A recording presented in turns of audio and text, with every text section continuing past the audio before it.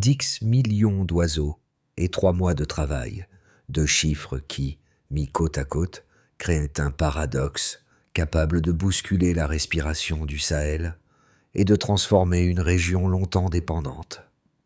Le contraste entre cette accélération inattendue et des années d'attente révèle une mécanique discrète mais mesurable, née sans financement extérieur et pourtant plus structurante que nombre d'annonces officielles. Que signifie vraiment cette bascule pour ceux qu'Ibrahim Traoré exhorte à nourrir leurs terres afin de reconquérir leur liberté alimentaire et politique? Une trajectoire nouvelle s'ouvre, brève mais décisive, comme une fissure qui laisse passer la lumière. Si l'essor fulgurant de ces couvoirs retient autant l'attention, c'est parce qu'il porte une promesse mesurable: transformer une dépendance structurelle en autonomie progressive, sans rupture brutale ni discours grandiloquent. Au cœur de cette dynamique se trouve un bénéfice essentiel, formulé en 10 à 12 mots. La sécurité alimentaire détermine la liberté politique durable. Cette idée, reprise dans les villages, comme dans les assemblées locales, redéfinit les priorités d'un pays longtemps vulnérable face aux importations irrégulières, aux sécheresses récurrentes et aux circuits logistiques incertains. Elle agit comme un repère collectif, car chaque foyer qui produit sa propre protéine réduit une part de cette fragilité accumulée au fil des années. Mais derrière cette perspective se cache un enjeu plus délicat. Un échec ferait retomber les communautés dans les anciens schémas d'aide, brisant l'élan fragile qui commence à se structurer. C'est ce risque même qui crée la tension narrative du programme et nourrit une question simple mais décisive. Jusqu'où un territoire peut-il aller en s'appuyant uniquement sur ses propres forces? Cette interrogation forme le premier micro-hook de la section, suspendant la suite du récit. Le premier signe de bascule est apparu plus tôt que prévu. Plus de 600 couvoirs communautaires ont émergé en 3 mois, construits sans aucun financement extérieur. Ce nombre, isolé à première vue, a dévoilé une dynamique profonde, révélant qu'un pays historiquement dépendant devenait soudain capable de produire une part essentielle de sa propre protéine. Ce mini-révélateur, porté par une accélération inattendue, s'est imposé comme la clé d'entrée pour comprendre ce qui se jouait réellement sur le terrain, bien au-delà d'une initiative symbolique. Autour de cette poussée initiale, la situation de départ doit être reconstituée avec précision. Le Burkina Faso importait jusqu'à 70% de sa viande, une proportion qui plaçait les villages dans une vulnérabilité permanente. Les sécheresses successives épuisaient les sols, et les cargaisons étrangères, imprévisibles mais vitales, déterminaient la cadence de l'alimentation quotidienne.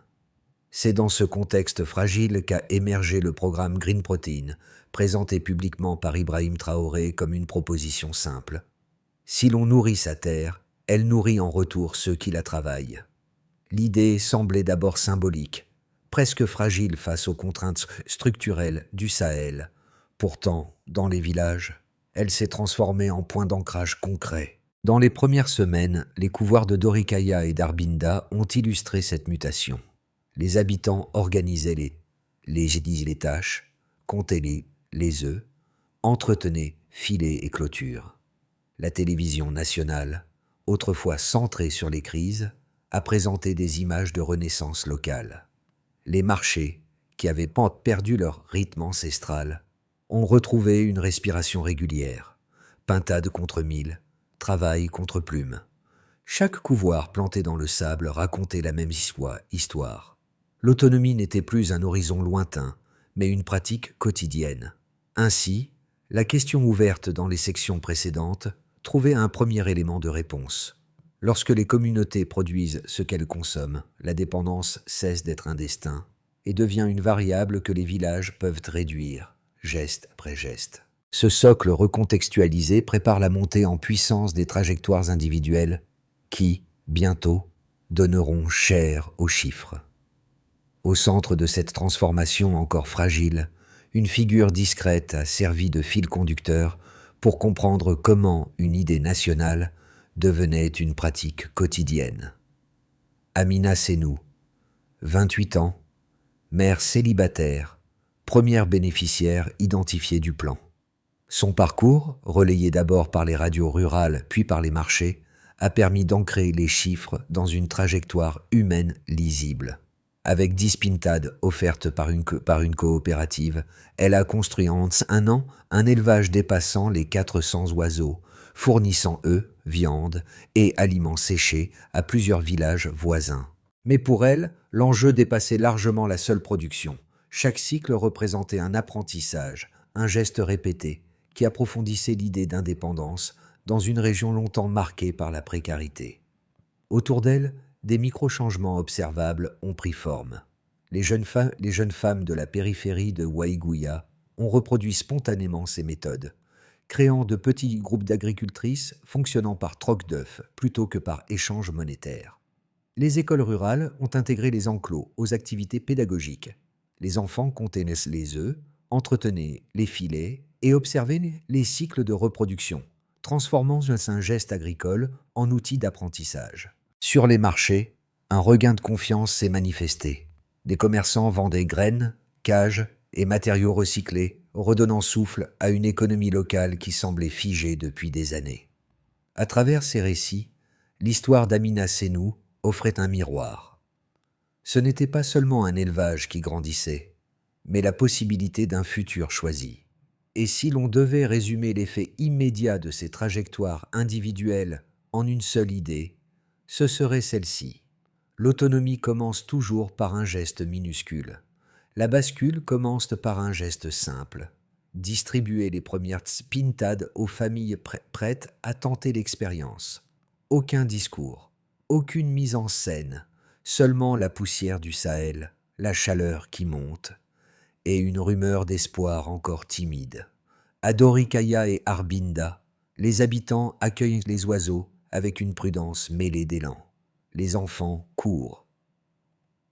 Les femmes comptent les œufs. Les hommes réparent dans les filets et montent des abris, improvisés. Ce premier mouvement crée un rythme quotidien nouveau, fragile, mais cohérent. Chaque foyer répète les gestes. Chaque matin apporte sa variation. Rien n'est spectaculaire, mais tout avance. Et dans cette progression silencieuse, le programme porté publiquement par Ibrahim Traoré s'enracine dans le réel, loin des tribunes officielles. Le terrain absorbe l'idée, la transforme, la fait sienne. Puis vient la multiplication, rapide, déroutante. En 3 mois, plus de 600 couvoirs communautaires deviennent opérationnels, presque tous construits sans aide internationale. Le contraste est saisissant. Un pays dépendant à 70% des importations de viande voit soudain ces villages produire eux-mêmes leurs protéines. Les analystes étrangers parlent de symboles. Les habitants parlent de retournement. Les marchés reprennent vie. On échange pintades contre mille, plumes contre travail. Les images diffusées par la télévision nationale montrent des scènes que l'on n'avait plus vues depuis des années. Des étals animés, des rires, une lumière qui semble plus claire. Chaque couvoir posé dans le sable ajoute une pièce au puzzle de la souveraineté alimentaire. Les gestes simples deviennent des routines. Les routines deviennent des cycles. Les cycles deviennent une dynamique. Le second sommet vient des données écologiques. Les relevés du ministère de l'écologie signalent une baisse de 9% de la dépendance alimentaire locale et une chute de 15% des pertes de bétail dues aux insectes. Les images satellites montrent des taches vertes dans les dunes. Phénomène inattendu. Les fientes enrichissent les sols, retiennent l'humidité, favorisent la repousse des plantes. Les habitants y voient un signe. Les ingénieurs y lisent un début de reforestation naturelle. Le désert respire. L'idée paraît simple, presque trop simple, mais les résultats s'accumulent. La terre répond. Les effets secondaires se multiplient. Les migrations rurales ralentissent. Les coopératives fabriquent cages, filets, outils. Une économie parallèle se forme autour des matériaux recyclés. Les universités techniques lancent des programmes d'innovation frugale. Des chansons populaires naissent célébrant les pintades comme autrefois on chantait les récoltes. Les villages reprennent confiance. Les familles constatent que chaque œuf ajouté au cycle réduit la dépendance. Les critiques étrangères persistent, mais les faits les contredisent. Les écoles enseignent les cycles, les médecins notent moins de carences, les marchés demeurent vivants. Et la phrase d'Ibrahim Traoré, « Si nous pouvons nous nourrir, nous pouvons nous libérer », commence à circuler comme un axiome partagé, non comme un slogan politique. Dans ce mouvement, la dynamique n'est plus une hypothèse, elle devient une réalité observable, répétée, consolidée. Une trajectoire que personne n'avait prévue, mais que tout le monde peut constater. Un pays qui recommence à produire sa propre réponse. Le point de départ était clair. Pendant des années, l'accès aux protéines rurales stagnait, puis un delta mesurable de plus 112% est apparu au cours des 18 premiers mois. Cette hausse, modeste en apparence, décrit une amélioration régulière des repas quotidiens, particulièrement visible chez les enfants et les familles isolées. Ce premier chiffre constitue la charnière du programme Green Protein, car il montre que le changement naît de l'intérieur du territoire, non des circuits internationaux. À partir de cette progression, les villages ont commencé à structurer leur routine, transformant ce gain initial en dynamique durable. Le deuxième ensemble de données provient des ménages agricoles engagés dans le micro-élevage. Le revenu moyen y enregistre une augmentation de plus 6%, un signal économique qui confirme la solidité des cycles locaux. Cette hausse ne représente pas un enrichissement spectaculaire, mais un filet de stabilité qui permet aux familles de prévoir leurs dépenses et de réduire leur exposition aux ruptures logistiques. Les marchés villageois réagissent en conséquence. Les ventes d'œufs, de plumes et d'engrais organiques suivent une trajectoire ascendante et consolident les petites économies périphériques. L'argent reste au village, circule entre foyers, renforce des métiers longtemps marginalisés. Le troisième indicateur touche à une dimension sociale profonde. La première baisse en 10 ans de l'exode rural des jeunes. Cette diminution suggère que les villages redeviennent des lieux attractifs, où l'avenir ne se limite plus à fuir vers les centres urbains déjà saturés. Les ateliers d'artisans recrutent davantage, les coopératives coopèrent mieux, et les familles constatent que chaque cycle de pintade crée de nouvelles opportunités. Ce ralentissement migratoire incarne la part la plus sensible de la transformation. Un territoire qui cesse de se vider recommence à respirer. Un quatrième phénomène, bien que non présenté comme un chiffre brut, renforce les tendances précédentes. Les analyses des ingénieurs montrent que les fientes enrichissent les sols, augmentant leur fertilité jusqu'à 40% dans certaines zones. Cette amélioration, observée sur des micro-parcelles semi-arides, crée un cercle vertueux où la végétation retient l'humidité et stabilise les dunes locales. Les habitants n'y voient pas une donnée technique, mais un signe tangible. La terre répond aux efforts quotidiens. Ce mécanisme biologique discret devient un allié structurel, capable de soutenir les cycles productifs à long terme. L'ensemble de ces signaux quantifiables permet d'éclairer la philosophie exprimée par Ibrahim Traoré, lorsqu'il affirme que nourrir sa terre revient à nourrir sa liberté. Les chiffres ne prouvent pas seulement l'efficacité d'un modèle.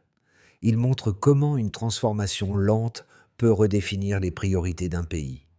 Ils traduisent aussi une réalité politique silencieuse.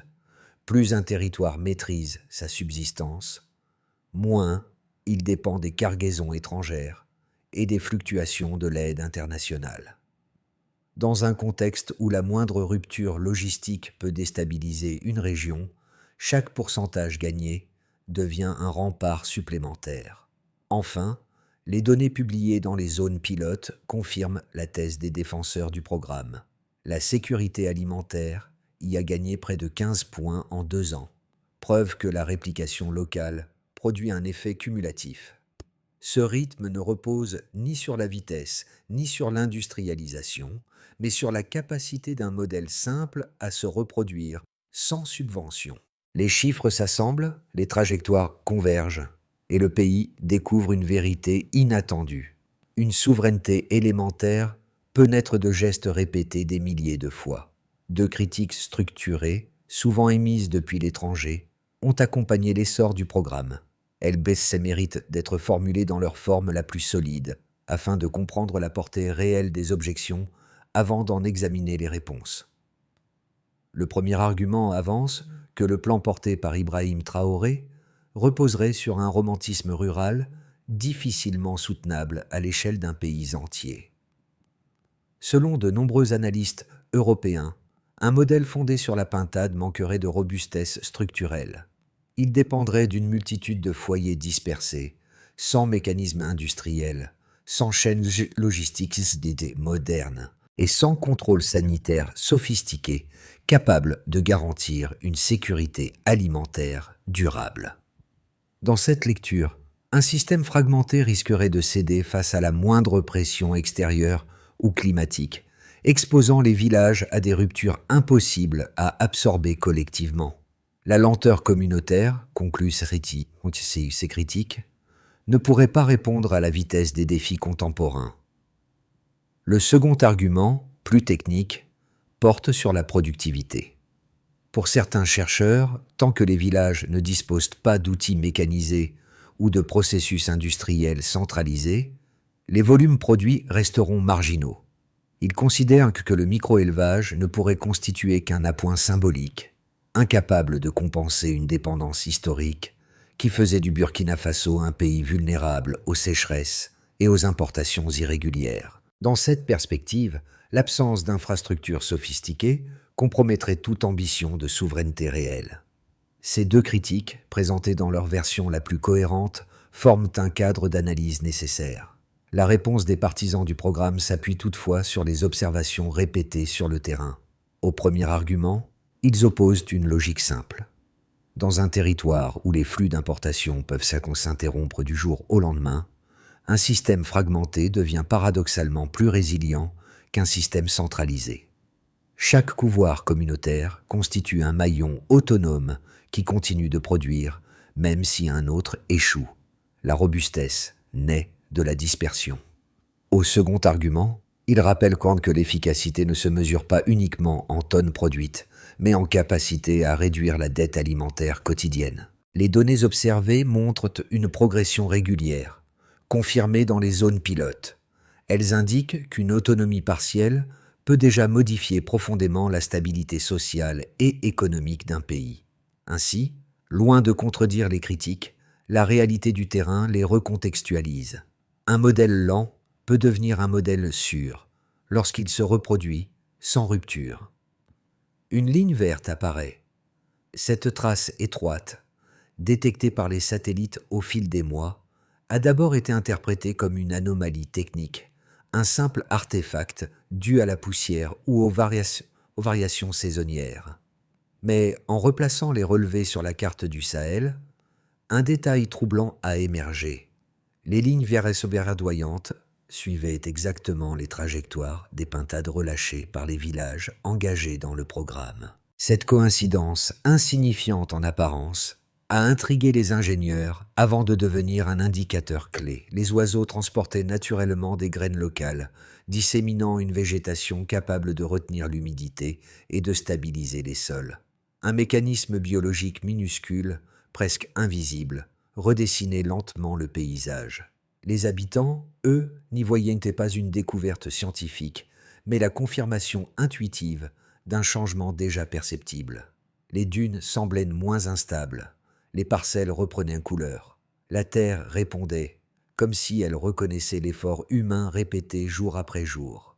Dans ce moment charnière, la phrase d'Ibrahim Traoré « Nourrir la terre, c'est nourrir sa liberté » prenait une résonance nouvelle. Elle cessait d'être un mot d'ordre pour devenir une lecture du territoire. Ce midpoint marque donc la révélation centrale. Le programme ne transformait pas seulement les villages, il transformait le sol lui-même. Dans les villages du Sahel, les foyers constatent les effets les plus immédiats. Les repas deviennent plus réguliers, les enfants présentent moins de signes de carence et l'argent circule davantage à l'intérieur des communautés. Les cycles de production transforment la journée en une suite d'activités prévisibles. Compter les œufs, entretenir les filets, préparer les marchés hebdomadaires. Pour de nombreuses familles, cette stabilité nouvelle n'est pas seulement nutritionnelle, elle est psychologique. La dépendance aux cargaisons étrangères, autrefois perçue comme une fatalité, se détend progressivement. À travers les discussions autour du feu, la phrase d'Ibrahim Traoré sur la liberté enracinée dans la subsistance prend d'une dimension vécue, presque charnelle. Les villages retrouvent un tempo qu'ils croyaient perdu. Autour des couvoirs, une économie discrète mais dynamique émerge. Les artisans fabriquent cages, filets, abris légers. Les commerçants échangent graines, outils, matériaux recyclés. Les coopératives locales, autrefois en sommeil, s'organisent pour mutualiser la vente d'œufs, de viande et d'engrais organiques. Ce tissu microéconomique n'a rien d'industriel, mais il possède une flexibilité que les structures lourdes ne peuvent offrir. Il s'adapte aux saisons, aux variations de production, aux ruptures logistiques. Dans certaines zones pilotes, ces petites entreprises deviennent même des lieux d'apprentissage intergénérationnel. Les plus âgés transmettent les gestes, les plus jeunes introduisent des améliorations pragmatiques. Loin des modèles importés, cette économie se nourrit d'elle-même. Pour l'État burkinabé, les effets sont mesurables, même si les volumes restent modestes. Une baisse de 9% de la dépendance alimentaire locale permet de réduire légèrement la pression sur les importations de volailles. Les budgets consacrés aux cargaisons d'urgence diminuent dans certaines zones, offrant une marge d'action administrative rare dans un contexte de contraintes constantes. Les ministères de l'écologie et de l'agriculture utilisent les données remontées par les coopératives pour ajuster leurs orientations. Ils identifient les zones les plus réactives, calibrent les redistributions d'œufs, renforcent les équipes de suivi. Le programme devient un instrument de politique publique ascendant, alimenté par les villages plutôt que dicté depuis les bureaux. Dans ce mouvement, la vision défendue par Ibrahim Traoré, une souveraineté qui se construit par gestes accumulés, trouve un terrain institutionnel crédible. Les voisins observent. Le Niger, le Mali et le Tchad envoient des délégations pour comprendre la mécanique d'un modèle qui se reproduit sans subvention. Les organisations régionales y voient un laboratoire africain de résilience locale. La CEDEAO diffuse même un rapport encourageant la traduction de manuels d'élevage en haoussa et en arabe. Cette circulation d'idées ne transforme pas immédiatement les paysages, mais elle modifie la perception du possible. Un pays pauvre du Sahel montre qu'une souveraineté élémentaire peut se bâtir à partir de cycles minuscules, à condition qu'ils soient répétés par des milliers de foyers. Ainsi, les effets réels ne sont ni spectaculaires ni abstraits. Ils se logent dans la manière dont un territoire recommence à respirer. Les 12 prochains mois ne se décideront ni dans les bureaux, ni dans les discours, mais dans la capacité des villages à maintenir le rythme acquis. Pour saisir la portée de cette période, 3 trajectoires distinctes permettent d'envisager l'évolution du programme Green Protein sans se céder à l'excès d'optimisme ni à la prudence paralysante. Dans ce scénario, les couvoirs poursuivent leur progression au rythme actuel. Les coopératives se consolident, les foyers stabilisent leur cycle et l'accès à la protéine continue de s'améliorer de manière régulière. Les migrations rurales ralentissent encore, non par contrainte, mais par choix, tandis que les marchés se densifient autour d'échanges prévisibles. L'État ajuste ses orientations avec précision, utilisant les données des villages pour calibrer redistribution et formation. L'autonomie alimentaire atteint un niveau intermédiaire, sans rupture majeure, mais avec une persistance solide, un socle qui prépare les années suivantes. Ici, le modèle burkinabé se diffuse pleinement vers le Niger, le Mali et le Tchad, créant une plateforme interrégionale, centrée sur les semences, les couvoirs et les savoir-faire. Les sols continuent de se régénérer, la végétation progresse vers le nord et les rendements agricoles se diversifient grâce aux micro-parcelles enrichies. Une micro-industrie du recyclage, déjà visible aujourd'hui, gagne en cohérence. Le pays devient alors une référence pour les politiques de transition écologique fondées sur l'entraide, renforçant la vision portée par Ibrahim Traoré. Une souveraineté qui naît de l'accumulation patiente des gestes locaux.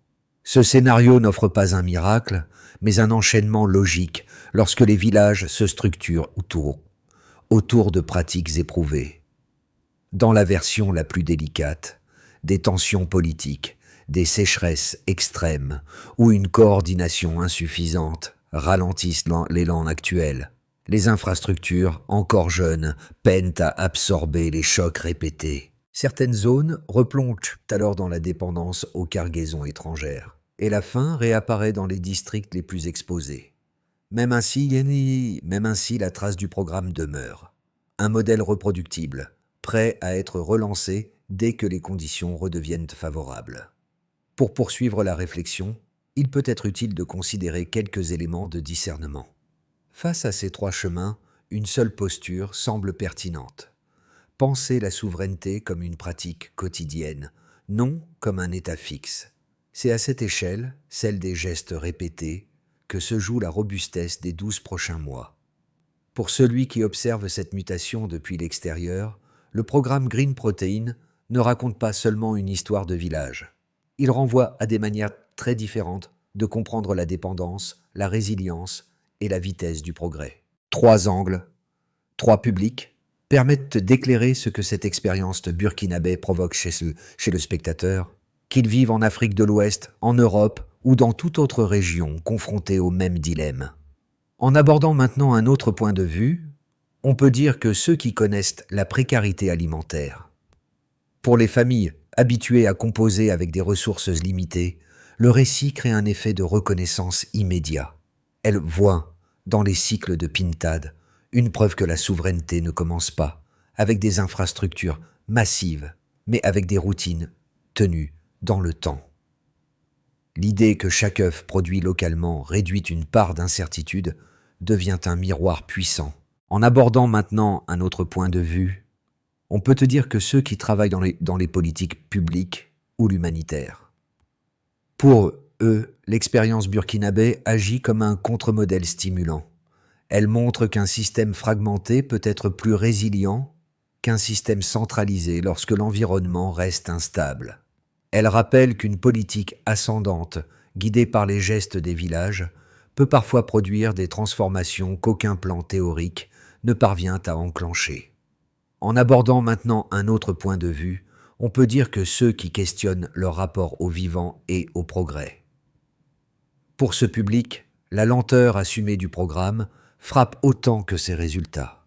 Elle bouscule l'idée selon laquelle seule la technologie peut résoudre les crises contemporaines. Elle suggère qu'un changement durable peut naître de la patience, de l'attention et d'une mémoire transmise plutôt que d'une accélération forcée.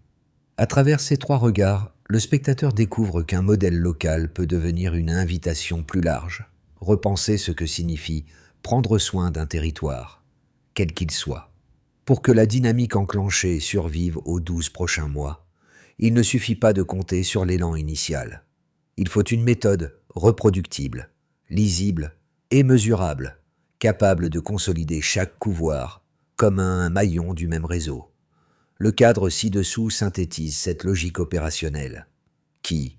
Les communes et les comités villageois. Quoi? Sélectionner 10 films. Famille disposée. Accueillir un premier couvoir communautaire. Quand?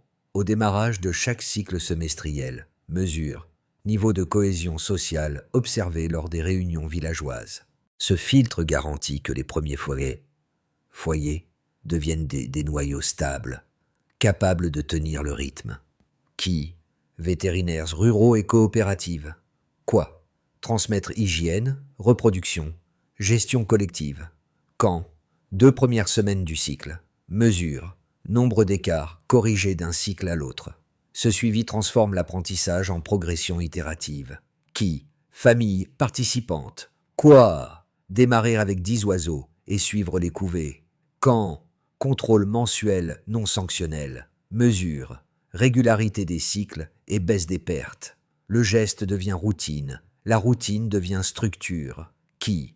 Coopérative communautaire. Quoi? Redistribuer une partie des œufs nouveaux aux familles voisines. Quand? Fin de chaque cycle. Mesure, nombre de foyers intégrés tous les 6 mois. Ce mécanisme d'œuf prêté crée une expansion sans dette. Qui? État et base de données nationales. Quoi? Analyser mortalité, fécondité, vente, quand? Tous les 6 mois. Mesure, progression semestrielle de l'autonomie protéique. À ce stade, la vision d'Ibrahim Traoré trouve sa traduction la plus concrète. Une souveraineté qui se mesure en cycles réguliers, non en proclamation. À la tombée du jour, les pintades d'Amina Sénou regagnent leur abri, exactement comme au premier cycle où tout semblait incertain. Leur gloussement, mêlé aux dernières lueurs, rappelle que la transformation du Burkina Faso n'a jamais été une rupture spectaculaire, mais une succession de gestes minuscules répétés jusqu'à devenir une mémoire partagée. Autour du feu, les familles retracent la première volée d'oiseaux, celle qui avait brisé des années de dépendance silencieuse et ouvert la possibilité d'un avenir choisi plutôt que subi. Dans ces récits, la phrase d'Ibrahim Traoré perd sa dimension politique pour devenir presque intime, une façon de dire que la dignité se construit dans la patience, dans la persévérance, dans la continuité. Les enfants écoutent. Ils apprennent les cycles comme d'autres apprennent des contes. Ils observent la terre répondre, parfois lentement, parfois de manière inattendue, mais toujours avec cette logique simple que les villages ont fini par comprendre. Rien ne grandit sans soins répétés. Et lorsque le vent du Sahel traverse les cours, il porte avec lui une évidence qui n'a plus besoin d'être démontrée. Un pays peut renaître à partir d'un geste modeste, s'il accepte de le répéter assez longtemps.